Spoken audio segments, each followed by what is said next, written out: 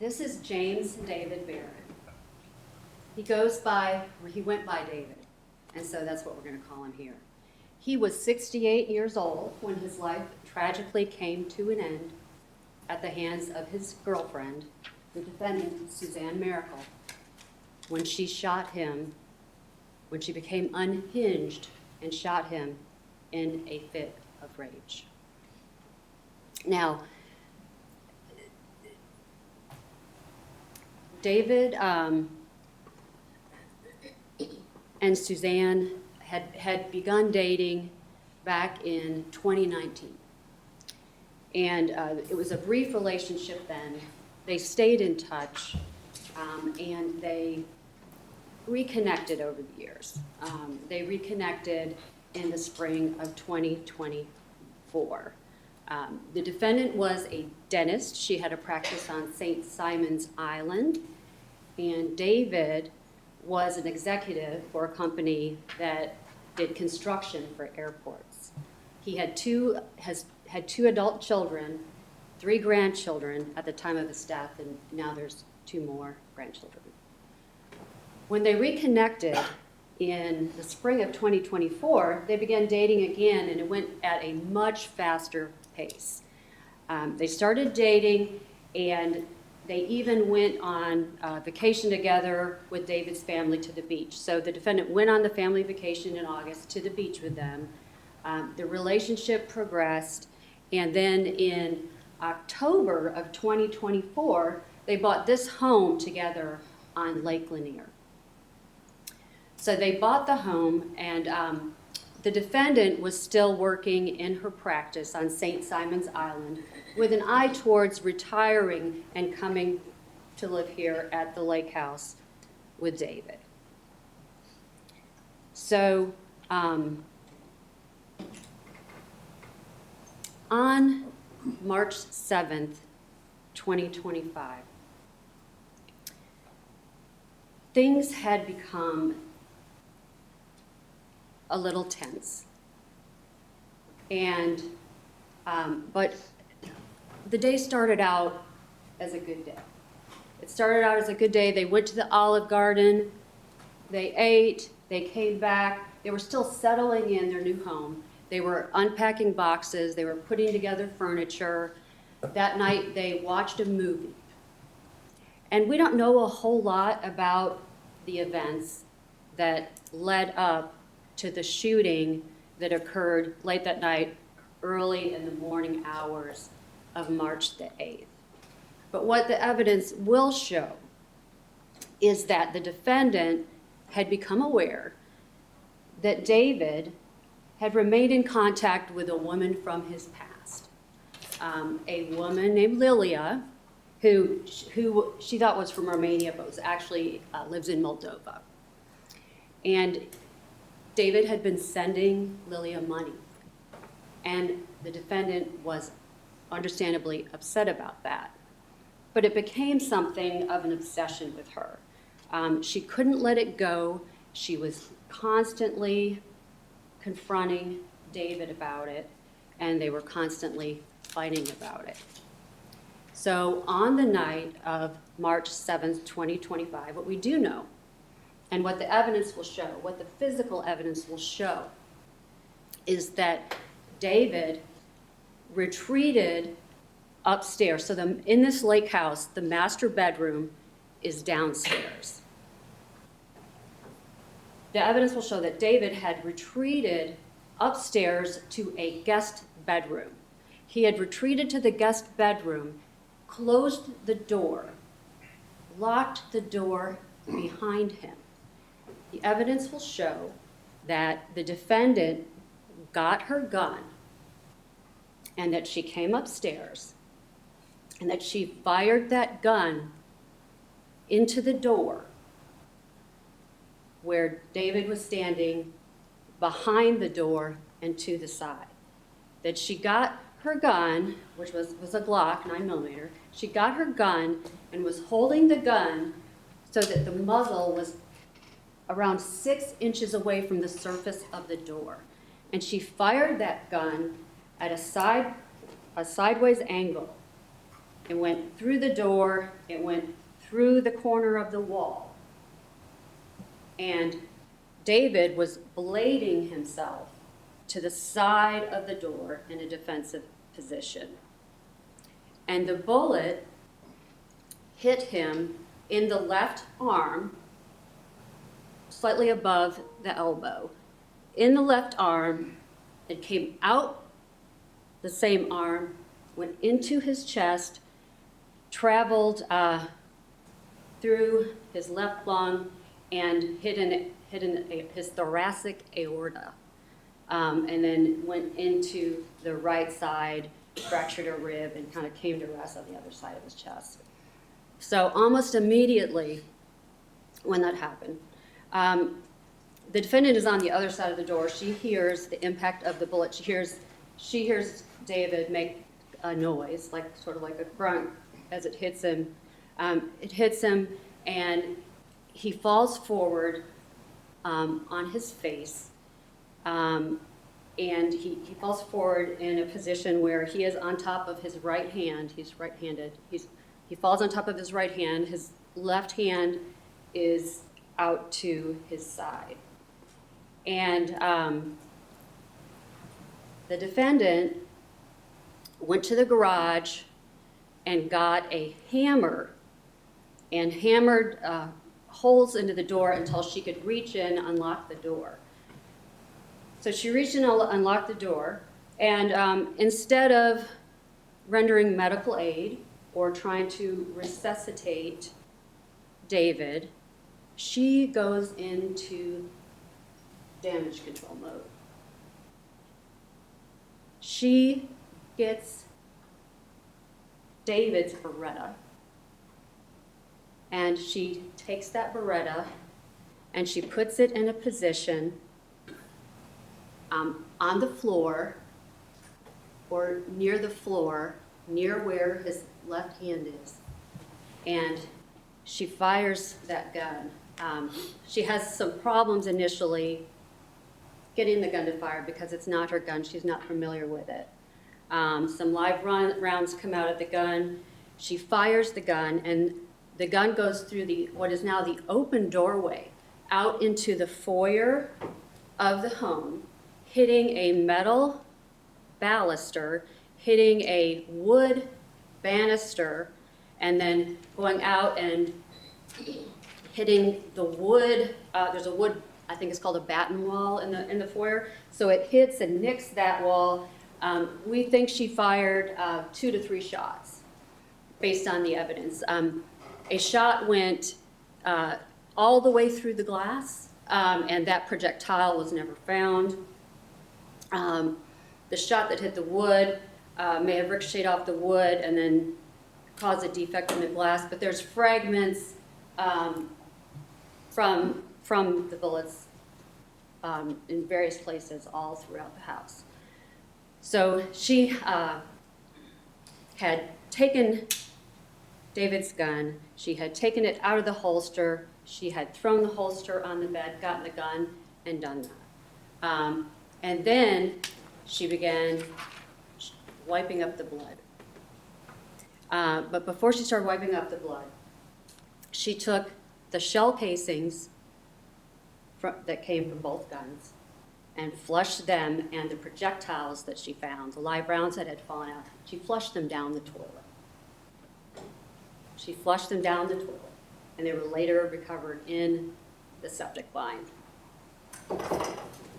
Then she calls 911 around 1:11 or so. She talks to them for a few minutes, doesn't give them a lot of information that's about what's going on. I don't think that call she even gives her address. She hangs up after about a minute and a half or so. Then she tries to make a call to her sister. Her sister doesn't answer, but then there's 6 minutes between when she gets off the first 911 call and she calls 911 for a second time. And then when the police come, she's not out there waiting on the steps, anxious for help. She is upstairs wiping up the blood with towels. So I want to talk to you just a little bit about the charges so that you know what to be looking for and what the state has to prove as we present the evidence to you in this case. Now, because of the defendant's actions that night, she's charged with malice murder in count 1. So she's charged with malice, causing the death of James Barron by shooting him and killing him. And then in counts 2 to 3, those are felony murder counts. And so we have charged him with 2 different felony murders with 2 counts of felony murder because she committed felony murder in 2 different ways. She committed 2 different felonies, either of which or both of which could cause the death of David Barron. So when you commit a felony and in the process of committing that felony and somebody is killed, that's felony murder. So here in count 4, the defendant is charged with aggravated assault for assaulting James Barron with a deadly weapon, which is a firearm, which is an object which, when used offensively, is likely to or does result in serious bodily injury, by firing the gun through a door in the direction of James Barron. So then the second felony count is criminal damage in the first degree. And so what you can be looking for as you view the evidence in regards to this count is that the defendant knowingly and without authority interfered with the door in a manner so as to endanger human life by shooting the door of a room that was occupied by a person, that being James David Barron. In count 6, the defendant is charged with possession of a firearm during the commission of a felony. And so what you need to be looking for in regards to whether the state has proven that count is that we proved that the defendant had a gun on her person or in her possession, and that she used that gun to commit the crime of aggravated assault, which was the crime of shooting the gun through the door in the victim's direction. So in the final count, the defendant is charged with tampering with evidence. And so what she's charged with doing here is knowingly concealing physical evidence, that being the shell casings and the bullets, with the intent to obstruct the prosecution. Sometimes it's prosecution of another. In this case, it's the prosecution of herself. So basically, she flushed the shell casings and the bullets down the toilet in order to hide evidence of her crime.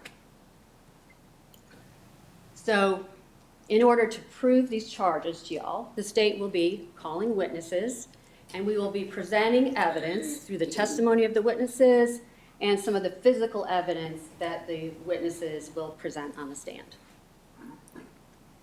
So the first witness you're going to hear from is Deputy Zachary Martin. He was the first responding officer on the scene. He had another officer with him, and when they arrived on the scene, they came up to the house in the dark, but it was lit up on the inside. And the deputies were shining their flashlights into the door. Deputy Martin went around to the side of the house to check on things while Deputy Thomas was pounding on the door and yelling sheriff's office and shining his flashlight in that door. The defendant did not come to the door, and at one point, Deputy Martin saw her come down the stairs and then turn around and go back up the stairs, and he sees her through the foyer window, can see through the foyer window that she is in the bedroom and crouching down, appearing to be doing something, which once he goes inside, sees that she's got the towels and then she's wiping up the blood. So you're going to hear from Deputy Martin, and you are going to see some footage from his body cam about what they saw when they first walked in the house. So I'm going to play just a small portion of what they saw when they first walked into the crime scene.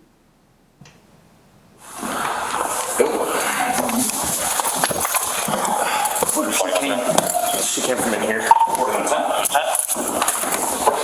He's on his face down. 2024 Kia Telluride, James Barron, that address. there's a hallway with an open door on the left. Second. Check on him. Porsche, Macon, black in color. Yep. Department Sam Henry Charlie, 4742. There, and then I'll take this room.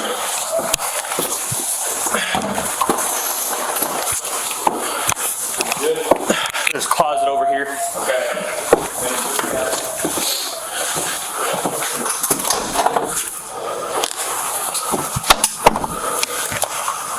It's clear. Alright.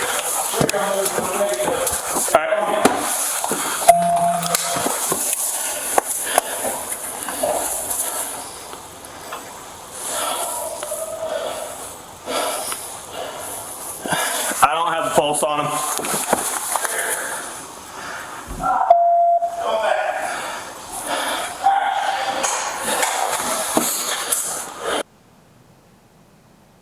So that's what they saw. They saw David Barron lying on his face, blood everywhere, the gun next to his hand, bloody towels, and all of that. So after you hear from Deputy Martin, you're going to hear from Deputy Richard Thomas. So he was the deputy that was there, that was with Deputy Martin. He was knocking on the door, and so Deputy Martin's role was more looking over the crime scene and staying with the paramedics to make sure the crime scene wasn't disturbed. Now, Deputy Thomas's role there was staying with the defendant and keeping an eye on her. So you're going to hear some statements that the defendant made to Deputy Thomas while they were just sitting outside on the porch. Some voluntary, spontaneous utterances and statements that she made about what had happened that night. So listen for these statements when you're watching his body cam. And the statements are important. Listen for those statements and then listen how they compare to the statements she later gave in the interview, and also think about those statements when you're seeing and hearing the evidence about the physical evidence on the scene, because it just simply, you will see from the evidence that it does not add up. So what statements did she make to Deputy Thomas? He grabbed my neck. She's talking about David. She's saying, David grabbed my neck. David made me go upstairs. He tried to shoot me, and he shot at me. I got dragged down the stairs, and then I got my gun. We got into a fight a couple weeks ago, and I decided to drive home. And that is, she's talking about a separate incident that we'll talk about briefly in just a minute.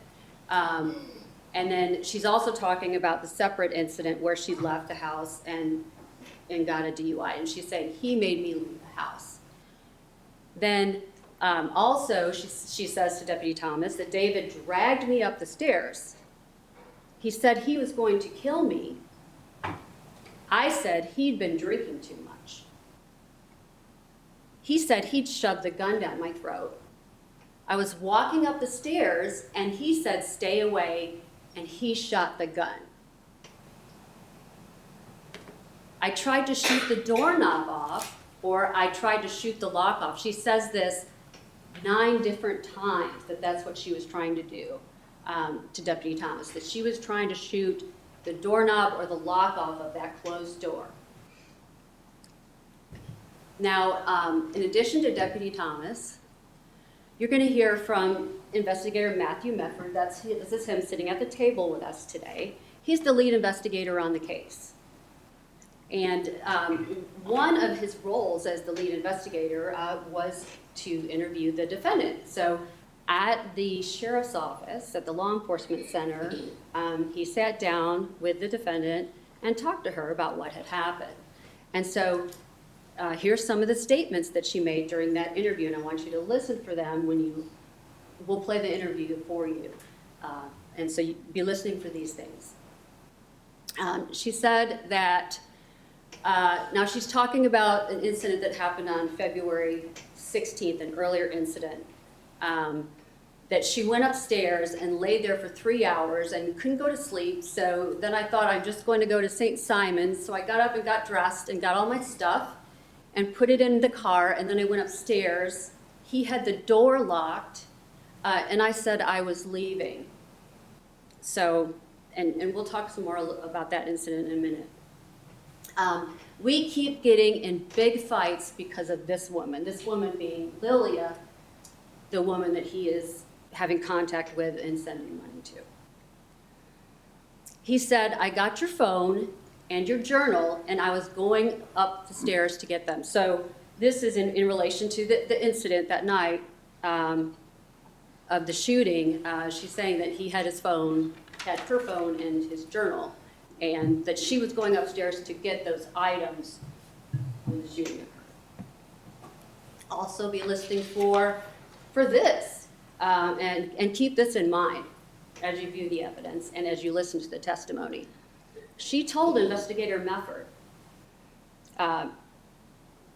we'd never gotten like this, ever, ever, ever. So things had never, ever, ever gotten that bad as it was that night.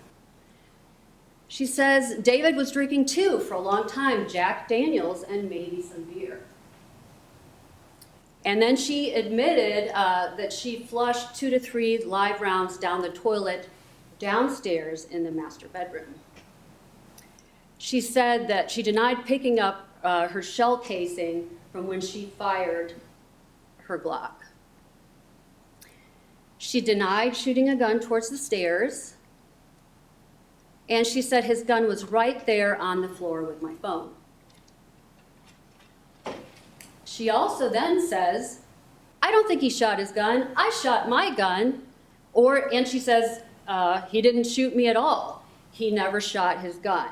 So lots of contradictory statements to listen for coming from the defendant.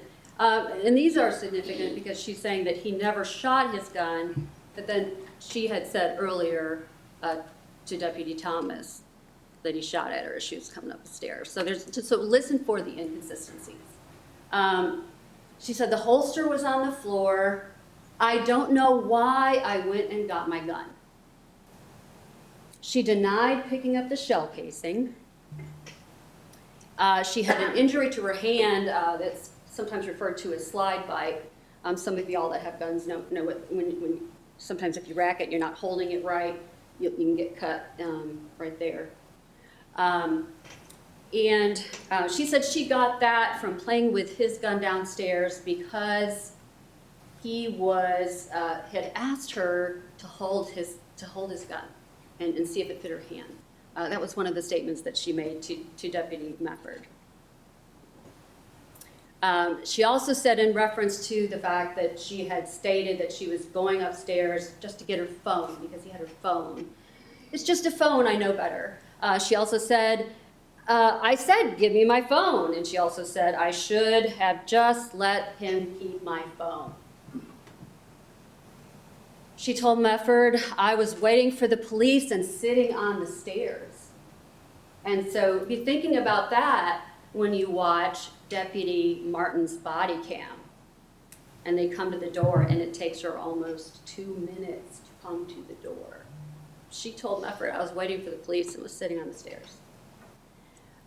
She said, I wasn't trying to shoot him. And she said to Investigator Mefford, I was just trying to shoot the doorknob off. She said, either that, sometimes she said, or she would say it, I was trying to shoot the lock off, but 19 times she says that to Investigator Mefford. So be listening for that in your interview. And be watching for this. Although she is acting dramatic and hysterical, when she's talking to Deputy Thomas and Investigator Mefford, look for any tears. See if you can see any actual tears coming out of her eyes during either of those statements.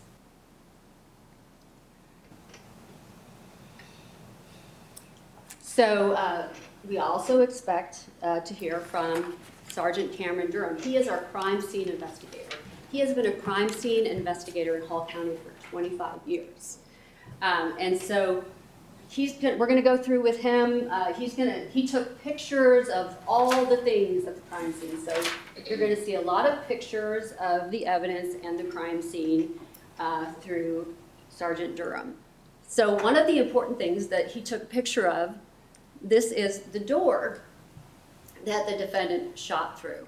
And so this is the door. The door is open in this picture, so it's not like it was when the evidence will show that the gun was fired, but it's just open for the purpose of taking the measurement and taking the picture. So you'll see, and Investigator Durham will testify that where his finger is right around where the bullet went through the door. So this is the side that she shot through from the outside. And you heard all those statements, or you will hear all those statements about how she was trying to shoot the doorknob and shoot the door lock off. Well, the bullet, you'll hear, the evidence will show, went into the door 8 inches above that. So that's what he's pointing to in that picture. When the muzzle of the gun was only 6 inches away from the door. And so in this picture, you can see better the bullet hole, and if you look really close, you can see some little black speckles around the hole. That's called stippling, and Investigator Durham will tell you that what that indicated to him was that the defendant had been standing about 6 inches away from the door when the muzzle was 6 inches away from the surface of the door when she shot at David. You're going to see pictures of the trajectory. So this is the inside of the door. This is the other side of the door. So this rod here indicates the path of the bullet. It came at a sideways angle through the door, nicked that wall, and then went around and kept going in that direction. And you're going to hear Investigator Durham, in his opinion, that David was standing about right here when he was shot and killed. Now you're going to hear about the holster on the bed. You're going to hear that the evidence will show that the defendant had picked up the holster and already had blood on her hands. When she picked up the holster and she unsnapped the holster and she got David's gun out of the holster to shoot it out to make it look like self-defense. So she took the holster and she threw it on the bed, and then she got the gun out and David's gun out and started firing it. So that's the holster. You're going to hear that there was blood on the holster. The holster was there. A sample was taken, a swab was taken from the holster, and it was sent to the crime lab. And the crime lab found it positive for blood on the holster. And then you're going to hear evidence about the outward trajectory of the shots that the defendant fired from the Beretta. So this picture, the yellow dowel rod, shows the direction of the bullet as it came outwards through the open door and into the foyer. And this is a picture of the other angle of that. Investigator Durham will testify that the projectile hit the metal rod, and he doesn't know if it was the same projectile that hit the metal rod and the wood banister, or if it's two different. He's just trying to show the general direction that the shots were fired in. So from a low level on the ground, and then they came outward, hitting the wood, and then hitting, you can see here there's a defect in the wood, and then holes in the glass. And then the hole, the rounder hole is one, I believe that Investigator Durham will testify that they never could locate the projectile that went through that. And so this is a still shot that you're going to see from Deputy Martin's body cam that shows the position of the victim, Mr. Barron, when the first responding officers got on the scene right before the paramedics started trying the life-saving measures on him. And it shows the bloody towels where the defendant left them. It shows the gun on top of the blood. And that is another picture of the towels, Mr. Barron's Beretta that the evidence will show was fired and left set there by the defendant, and that's the hammer that she used to get in the door. And then you can see the bloody footprints. Investigator Durham will testify about the bloody footprints from the defendant going into the bathroom and flushing the casings and 2 live rounds down the toilet, not from the master bedroom, but from the upstairs bedroom, the upstairs guest bedroom where she killed Mr. Barron. Now this picture you're gonna hear about. It is important because this is the kitchen, but they had to cut a hole in the ceiling of the kitchen, and up above that is the toilet where the shell casings and the projectiles were flushed. And so they enlisted the help of a septic tank professional who helped them get there in the septic tank. They had taken the toilet out in the guest bedroom where Mr. Barron was. They had taken the toilet out. They put the camera down the pipe and found one of the live rounds up there. And so they got it out from the pipe that was right under the toilet in the upstairs bathroom. And that's a picture of the round that they recovered out of that pipe. There was one more live round that was found further down the line, more underneath the house, and then 2 shell casings that had moved further along that were in the septic tank line. And so we expect that to be evidence that we show concerning the tampering with evidence. And so that's where they got shell casings out of the line. This is, I expect you're going to see a picture of the live rounds. So it turned out to be there were a total of 4 live rounds that were ejected from the Beretta that the defendant was trying to manipulate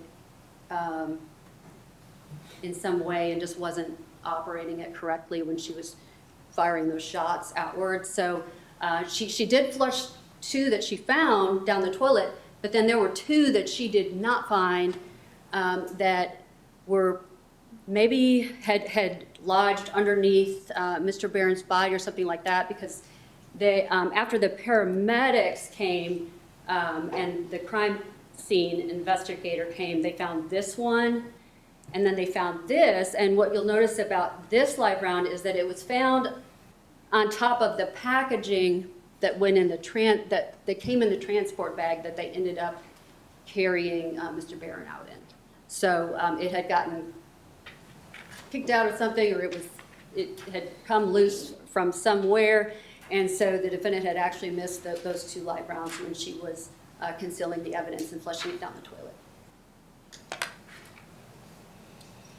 So in addition to Sergeant Durham, our crime scene investigator, you're going to hear some witnesses from the GBI. You're going to hear from Bryson Miller. He's going to tell you that he tested that sample of blood that Investigator Durham took from the holster, and it was positive for blood. You're going to hear from Martin Gravely. He's the firearms examiner with the GBI, and he looked at both the guns and determined that the projectile that the medical examiner retrieved from the body of Mr. Barron was fired from the defendant's Glock. He's also going to testify that the shell casings that were submitted to him, that one of them came from the Glock, and that one of them came from two of them came from the Beretta. So he's going to say that these guns fired these things, and he's going to testify about that. You're going to hear from a toxicologist that did the blood work that was submitted by the medical exam into toxicology, and he's going to tell you that, so be listening for this, because it's, when you listen to some of the statements the defendant made about that the victim had been drinking, he's going to testify that there was no blood, alcohol in Mr. Barron's blood at the time of his death. The medical examiner is going to testify. She's going to tell you the path of the bullet, that it went through the left arm, into the chest, through the left lung, through the thoracic aorta, and into Mr. Barron's right lung, hitting a rib and stopping in the chest cavity. That the cause of Mr. Barron's death was the gunshot wound of the torso and the upper extremity, and that the manner of death is homicide. Now, in addition to all the science and crime lab witnesses, you're going to hear some witnesses that are going to talk about motive. Now, the state doesn't have to prove motive, but it certainly is helpful, especially in a case like this. And so you're going to hear testimony about December 28th of 2024. And that is the day that the defendant found out that Mr. Barron was having contact with Lilia. That's when she first found out about Lilia, and she confronted him. They got in a fight. He wanted to leave. She took his car keys, and she actually pointed a gun at Mr. Barron. Mr. Barron, she finally gave him his car keys, and he left, and he fled to a hotel.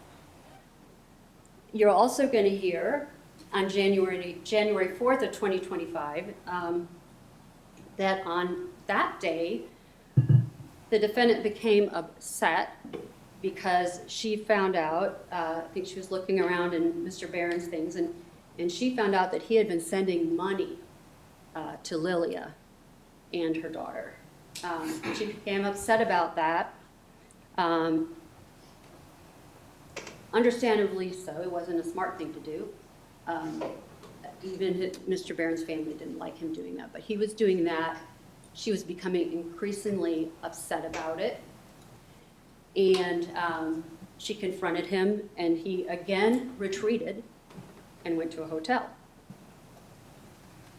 You're going to hear testimony about February 1st of 2025 when they are in St. Simon's, when David Barron had gone to visit the defendant in St. Simon's, and they had gone out to dinner, and they were having a nice dinner, but they got in a fight. She started confronting him about Lilia again upset about Lilia. And they were yelling at dinner, and they were yelling when they came back to the condo, and they were yelling outside the condo, and some neighbors or some people that were staying in a nearby unit actually called the police. And the police came out there, and what they actually found out was that David was trying to leave. He was trying to get inside the condo. The defendant had gotten inside the condo. He wanted to get inside and get his things. She would not let him inside. He was trying to open the door to get his things where he could leave. And in doing that, she was pushing against the door, trying to push it closed. And when he was pushing the door open, she fell over and hit her head. And the police came. The police came, they talked to both parties, and they determined that it was an accident and no arrests were made. David was finally able to leave, and he left. And so then you're also going to hear, just continuing on, that there are continued confrontations by the defendant about her dissatisfaction with what Mr. Barron is doing. She's becoming increasingly unhinged and upset about this, and she just cannot move past it. She cannot let it go. He's not listening to her, doing what she wants, and so they get in another fuss. And he goes to that same guest room. He goes upstairs and goes into the guest room to go to bed to avoid her. And she went to sleep at first in the master downstairs, but she couldn't sleep, and so she decided that she was just going to leave and go back to St. Simon. So she did that, but she had been drinking, and so she got arrested for DUI as she was leaving town. And so that's the context for those statements that she makes when she talks to the investigators and the officers about, she makes some comments about why she was driving. So the evidence is going to show that just over time that the defendant became just unhinged. David was not listening to her. She couldn't control what he was doing. He wasn't doing what she wanted him to do. She didn't like what she was doing. She was reaching out to people, sending screenshots of Lilia, complaining about Lilia, and just obsessed with it.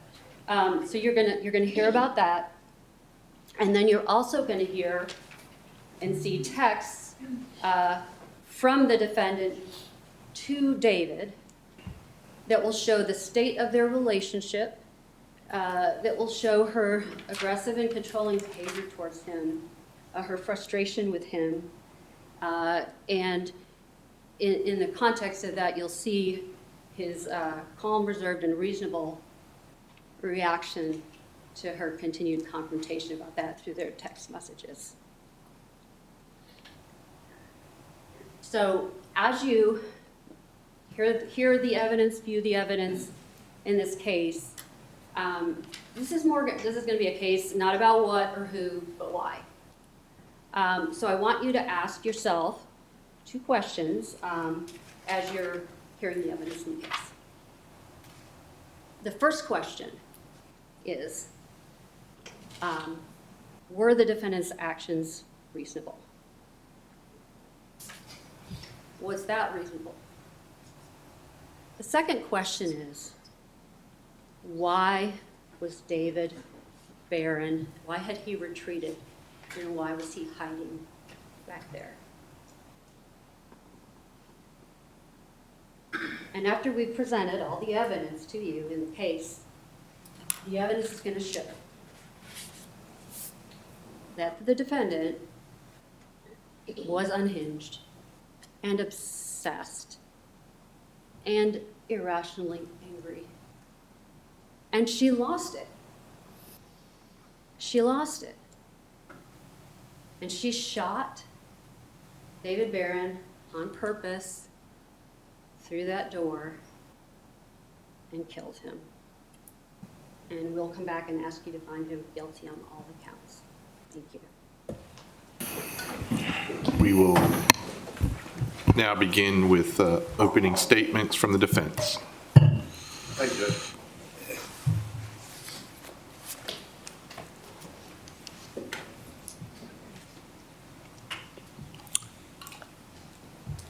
I wish that you guys were going to get the chance to meet this woman, but you won't. You won't. This is a woman from a family of 7 siblings, raised in St. Simon's Island area.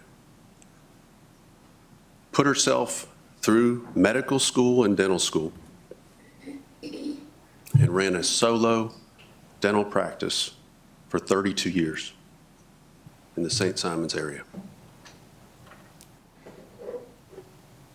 A stranger to nobody. A real light in her eyes. I wish you're going to get a chance to meet her, but you won't.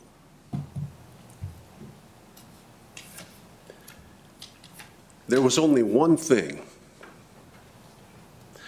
After raising 3 kids, running a dental practice for 32 years, there was one thing she didn't have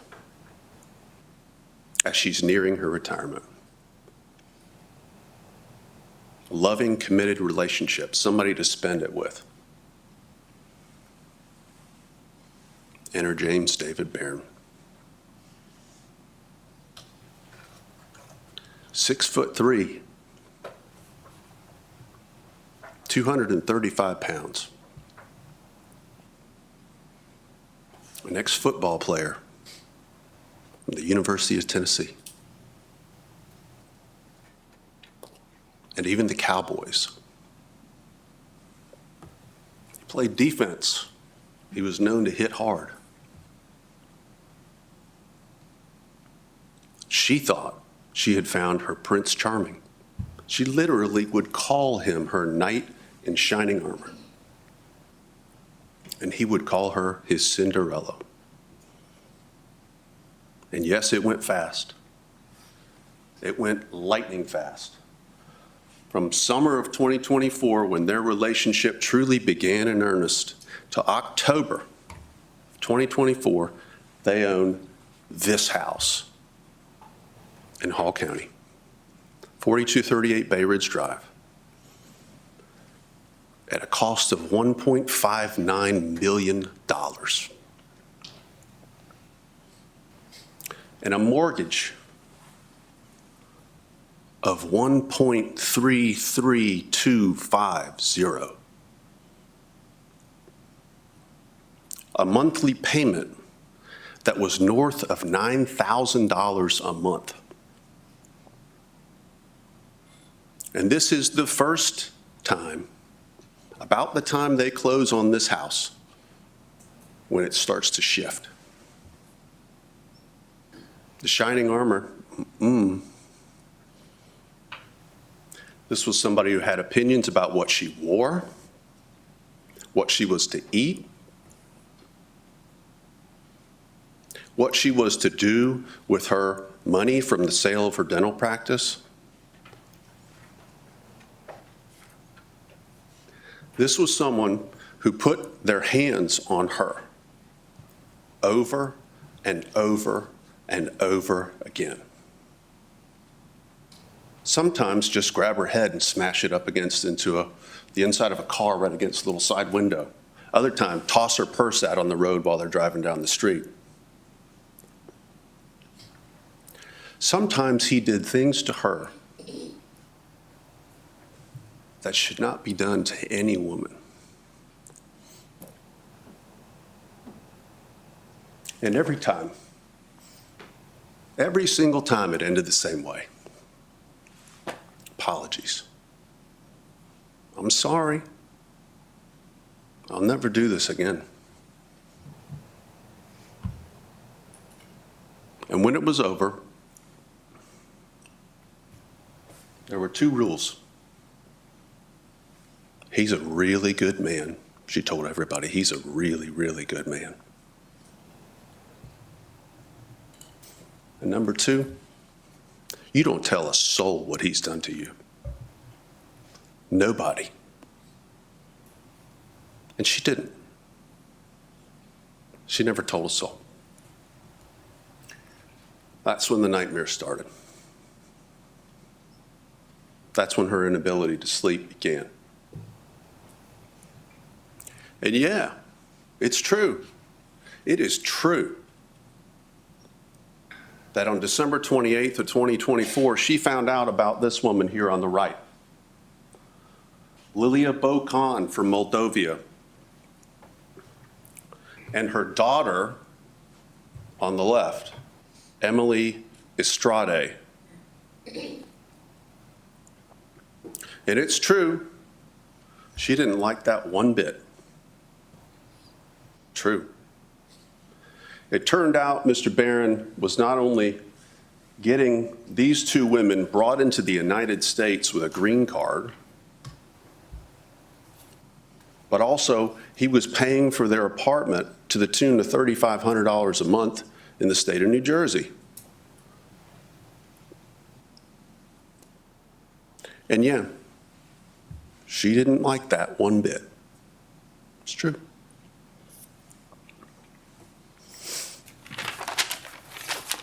And they would fight, and it was violent. Apologies again.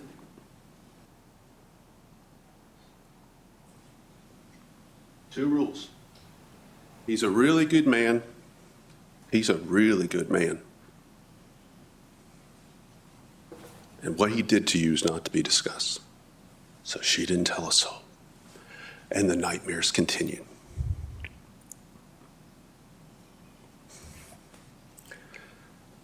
Let's get down to what happened here, folks. On March 6th, the day before the shooting, she made the trip from St. Simon's Island. That's 6 hours in the car, in case y'all have never been there. She was driving David Barron's car, James David Barron's car, from St. Simon's to Hall County. Why did she have his car? Well, because her car had an issue. You're going to hear about what that is. It wouldn't run. She had his car. She did what she normally did on Thursday. She went to go see her personal trainer. She worked out. And she said, I'm canceling tomorrow's appointment. I'm coming up to Hall County. And she drove up here in David Barron's car. David Barron had been trying to drive her car.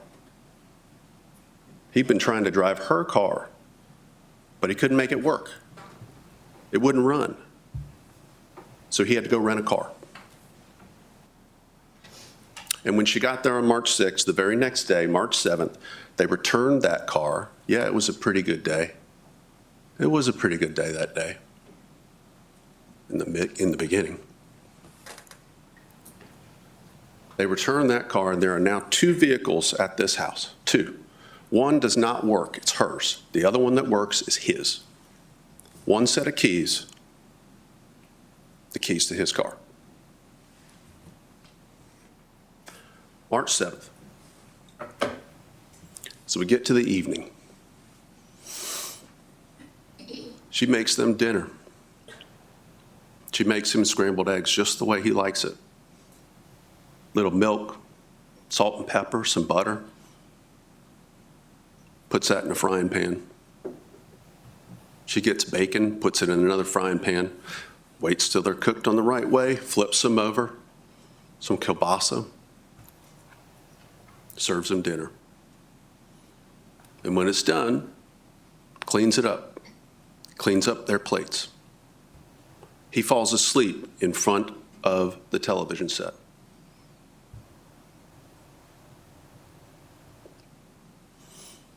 There was something on her phone. There was something on her phone that she'd forgotten to delete. When she came back into the living room, he'd seen it. He'd seen it. And he was enraged. He'd never gotten like this before. He was enraged. And all 6'3", 235 pounds of him came over and choked her, cutting off her air, just choking her. Then he slammed her up against a wall, grabbing her arms, throwing her up against another wall. He can toss her like a rag doll, and he did.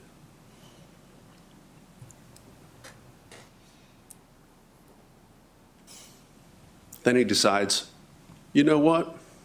Let me get my gun. Let me take your phone. Let me take the only keys to the only car in this house at 1:06 a.m.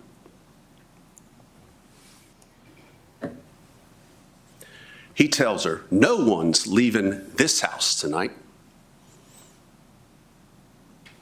He comes back over, he grabs her, he drops her down to her knees, and he's got her right there in front of him. and he wants something from her. And he's going to make it happen. And she won't do it as good as he wants it done. And through the tears, yes, real tears, through the tears coming down, he takes the gun and he says, legitimately, I will shove this down your throat. Do not close your eyes tonight. Cruises on upstairs, slams the door so loud as he gets upstairs that it sounds like a shot.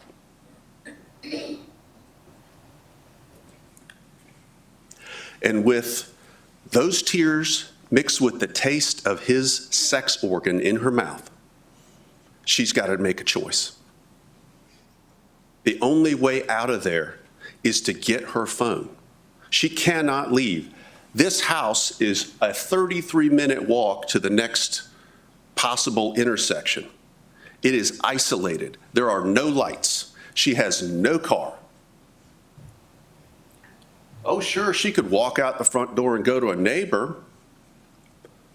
He's on her in 2 seconds if she does that. She gets her gun. She goes up, and by the way, yeah, this is how she looks.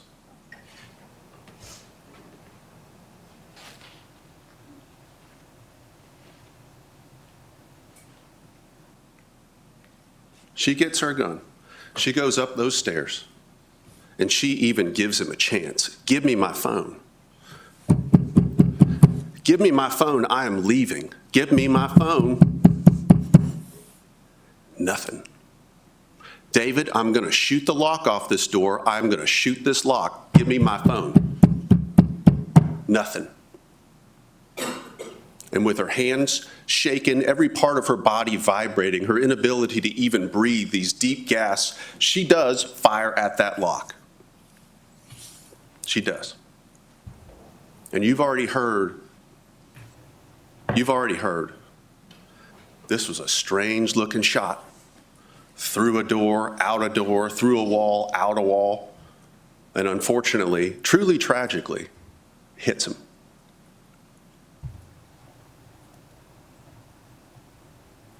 Now she's locked outside of a door. Still can't call 911, no phone. This 5'5", 120-pound woman then marshals up the strength to sprint down the 2 flights of stairs, grab a hammer, bash a hole in it so that she can get through and unlock the door and get in to help this man. And she does it. She does it. And as soon as she gets in there, she picks up the phone, her phone, and she calls 911 immediately. Over and over again. She dials over and over again, over and over again. She tries to call her sister. She tries to call 911 over and over and over again, and she can see that he is dead. He is dead.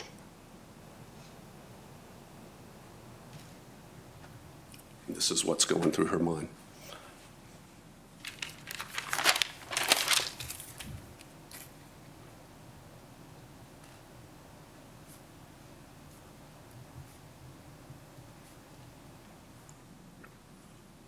Nobody's coming.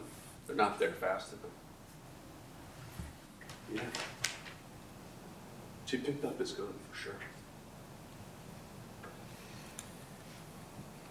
She shot 2 shots with that gun, that's for sure. This wasn't an attempt. This was not an attempt to set the scene. This was a suicide attempt. Twice.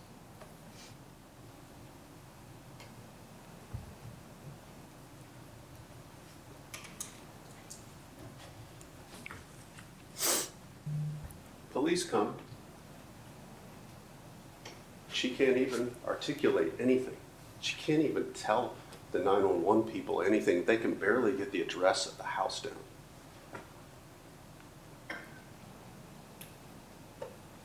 Remember those rules.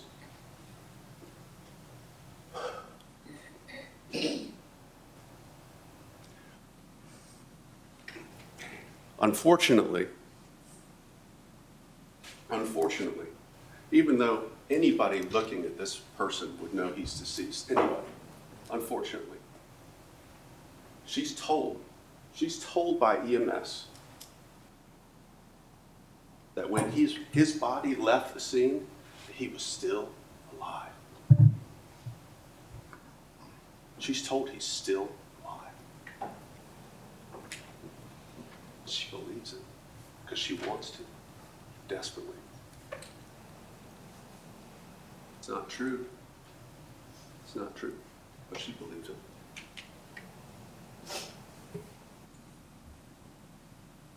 And she almost had the courage, even still believing that he was alive, she almost had the courage to break one of the rules and tell him the truth about what he'd done.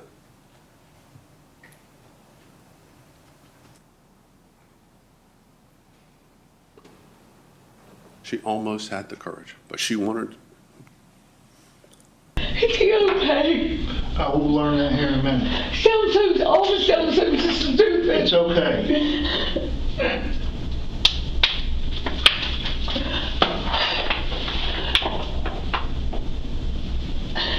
I was coming back up the stairs because he'd never gotten like this, ever. I mean, he's pushed me a few times, and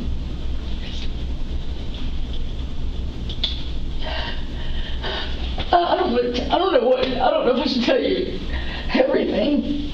Well, the more you tell me, it helps me understand what happened.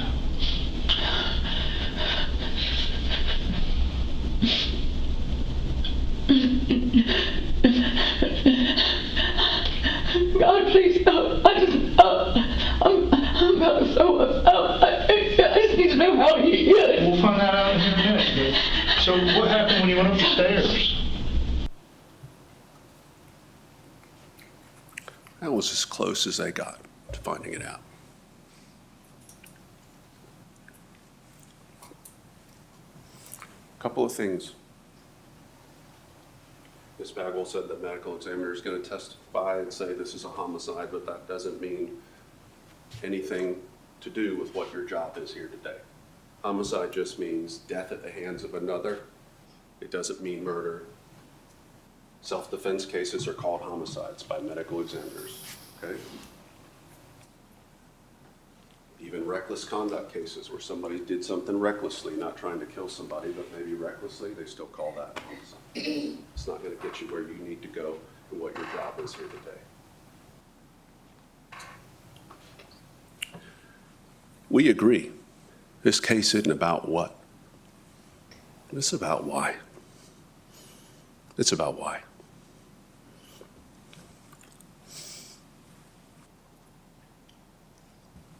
She was justified in using that force. We think you're going to agree with us. She was.